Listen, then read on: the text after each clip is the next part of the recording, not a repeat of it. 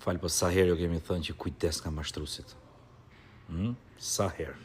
Sa herë du të me o thonë prapë. Shiheni pak të. Problemi im është se para disa vitesh kam ra pre e një mashtrimi, një person i cili quhet Dylaver Tafa, më mori 2000 euro, ishte një kohë pa punësie, edhe u vetë ofru për të më gjetë një punë. E kësaj dite si kam marrë parat. Sa të ka marrë? 2000 euro.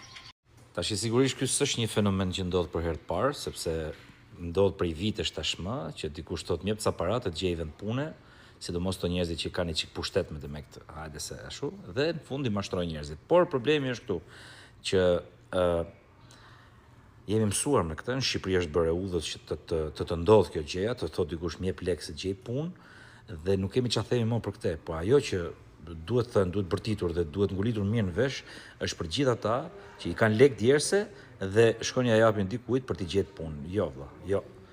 Shko kërko punë në privat, apliko, aty ku duhet, në shtet mos shko se në shtet janë vendet e zëna nga njerëzit e partisë, po shko në privat, shko aty ku aplikohet fiks për punë. Kështu që mos i jepni lekë njerëzve, se i keni lekë djerse, gjëna.